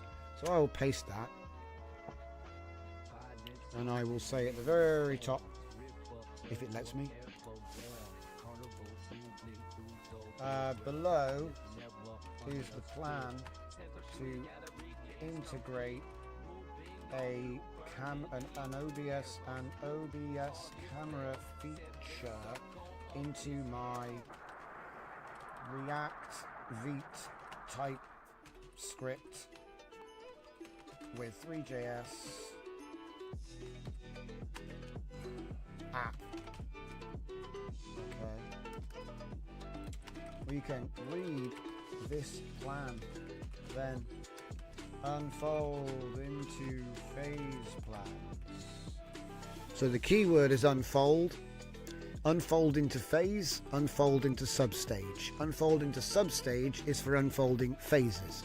Unfold into phase is for unfolding plans. So you take a plan, you unfold it into phases, you take the complicated phase, if you need to, and unfold that into sub-stages.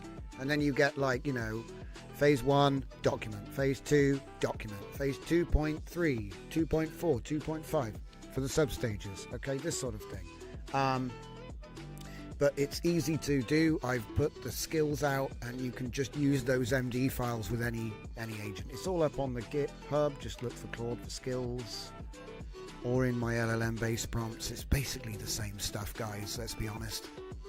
It's basically the same stuff. So unfold skill, right? He understands what is the unfold skill?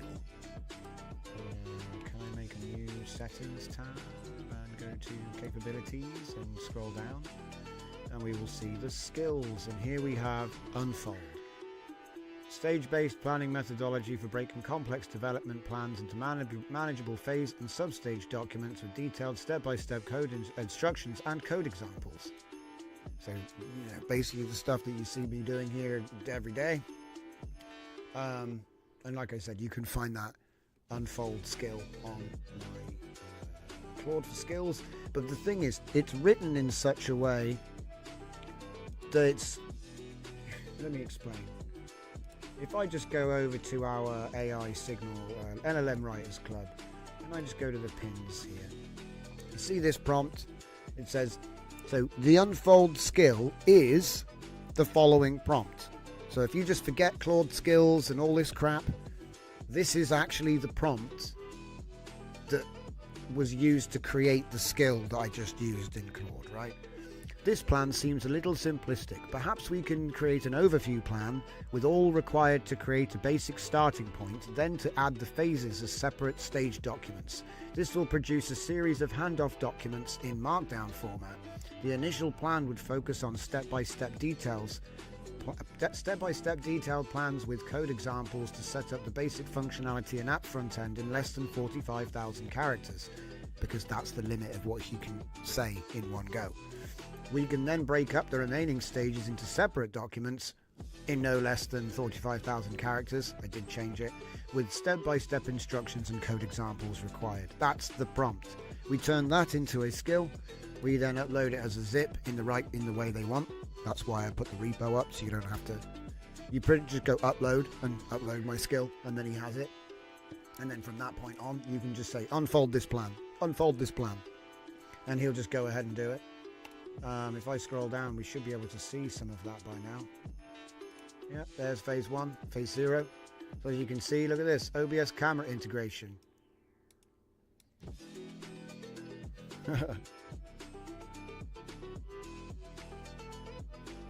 Renderer, main process, express port, HTTP request, browser source. That's cool. So off he goes, unfolding, and obviously what will happen is if we shut this, okay, he hasn't finished. He'll keep going until he's done them all, basically. But there should be like a phase 0. Oh well, whatever. Because there's a 0 there, there's a 1. Anyway, who cares? So what I do is I put them all in a dev folder and I say read the plans and usually start with phase 1. Let me see, is there any code in here? No. So this is just an overview document. But it's nice to have because obviously he knows where the end of the plan is. Sometimes if you do make a plan and do the thing, you'll find that he's like doing stretch goals. You know, he doesn't even need to do it. Another thing I've been experimenting with is importance-based planning. So instead of doing a 1, 2, 3, 4, 5, like I've been doing for the last 6 months to a year, instead of doing it like that, do it as, you know when you do a patch and there'll be updates that were critical, important, high, you know, so it's like a scale of importance rather than just following steps in a plan. He actually looks at all of it and goes, what's the most important thing? And he might even say, look, these are low risk, high value. We'll do those first. Yeah. So like when you're doing bug fixes, you know.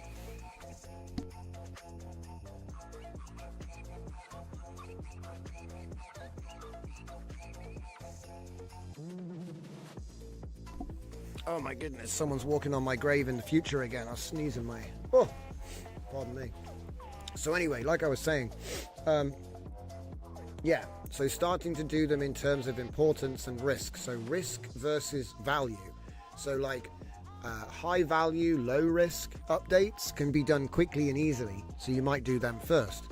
But then the high risk stuff, which is high value, you might put later in the plan. And then you might even not bother with high risk, low value stuff. You see what I mean? Because sometimes he'll suggest stuff which is actually going to break your project, guys. You know, he's gone, oh, we should do this and we should do that. And he doesn't really know what he's doing. I've run into this a few times. So, or especially if you're using a big LLM to plan and then a little LLM to code. Sometimes the big LLM is like, you know, imagine the little LLM doesn't know what Star Wars is. And the big LLM is like, so anyway, we're going to make a bunch of stormtroopers from the Death Star. And then the little LLM is like, huh? You see? That's what's happening. So there is some merit, actually, in like remixing the plans sometimes. Or having your code agent look at the plan and say, are you familiar with all of this?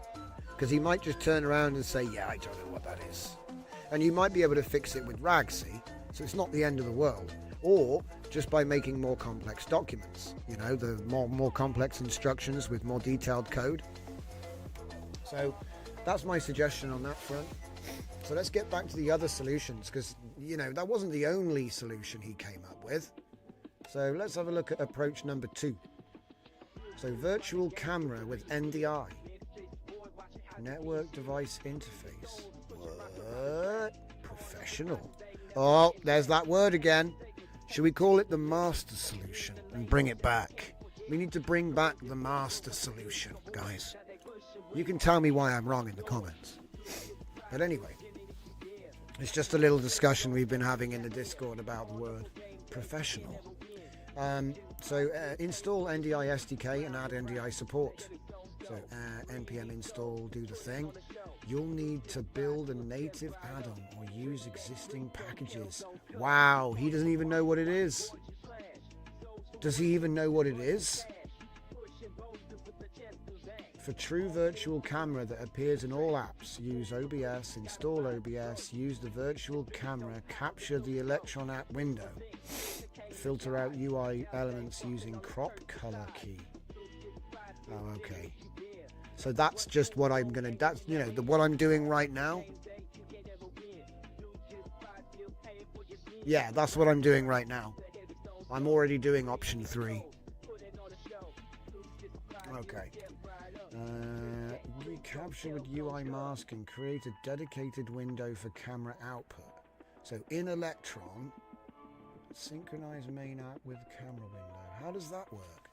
So start with browser source because it's the most easy to do.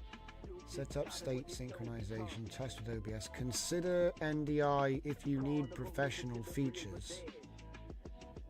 And then he doesn't even talk about the rest of them. So let's have another look at approach 2. It looks like he likes that, but I don't really... I've never done that. Look, node add-on API. I feel like that's not real. I feel like that's not a real thing. I feel like we've got to make our own, literally. Like, we've got to make our own. We've got to make our own node thing. So I'll probably do this one.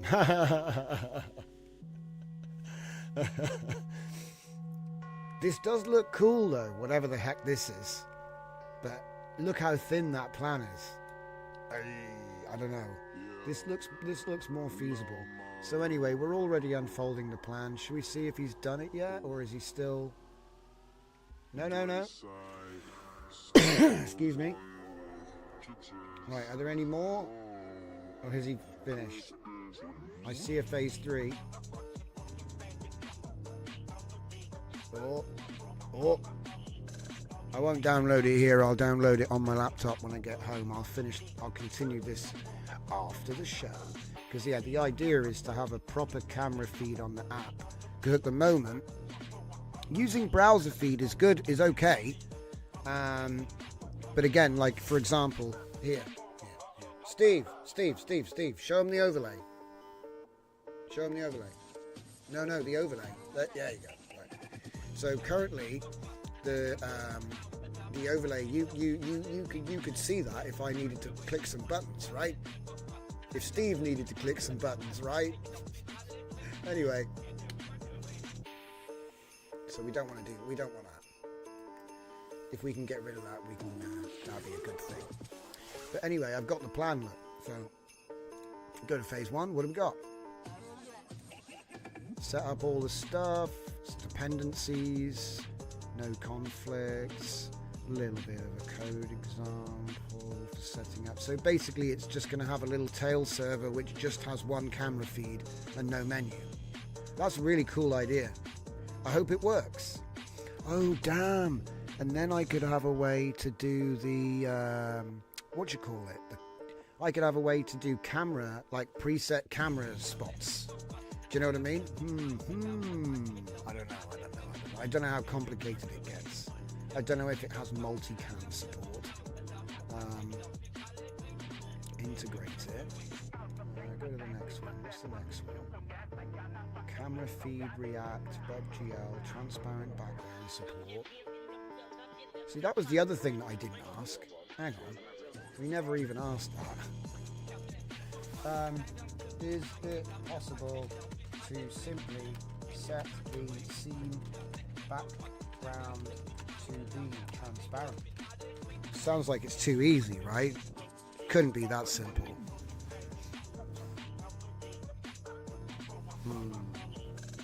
Oh, you can just make the background Well, you still got the UI to deal with, but hey, that would mean I don't need to do the chroma keying, which would mean I don't have the problem with the, no more green color problems. Because I think you'll notice my head is got no green. Ugh. You probably never noticed there's green lines across inside my skull. There's a quote that will confuse the transcription AI. Anyway, so yeah, it's going to give me a way to do transparent. So now I got 2 solutions. Even better. So yeah, the background window is transparent. Add as a browser source and you only see the stuff. Perfect. So much simpler. So yeah, we've got an unfolded plan for a proper thing, but then we've also got like a hack fraud thing to try first. I like it. All right. So did I ever turn off Kotaku? No, that means we've got time to show that tomorrow or the next day, depending on when the next show will be. See, I'm getting ready for episode 300, and we've only got 9 shows until episode 300. I'm buying myself a bit of time, so with all the work and all, it's probably a good idea. So hopefully there'll be a show tomorrow. If not, there will be the next day. I'm going to commit to alternate days while we're doing all of this prep work.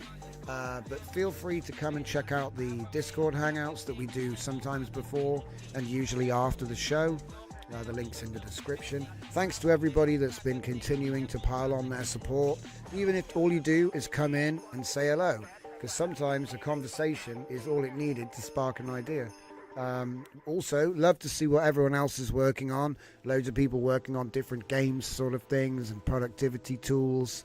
Loving to see what people are doing with things. So thank you for all of that. And yeah, pretty much I think we're done. So should we find a Sharona to lead us out? Where is she at? There she is. Alright guys, thank you very much. It's been a fun time as always. But we'll be back either tomorrow or the next day. Watch out for the pings. They can be a little last minute, but I try not to spam people, so that's the deal. Alright guys, thank you so much. I'll see you all next time.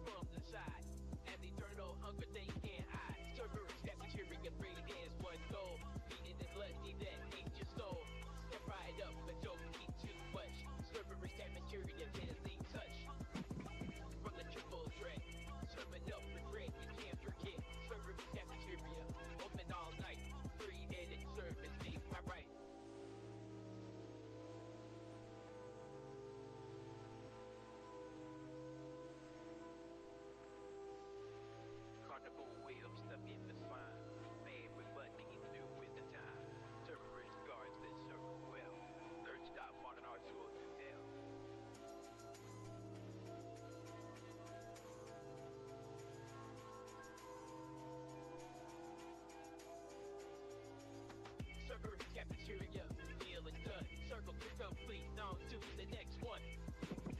As we drive away, fourth circle coming, fight the pain.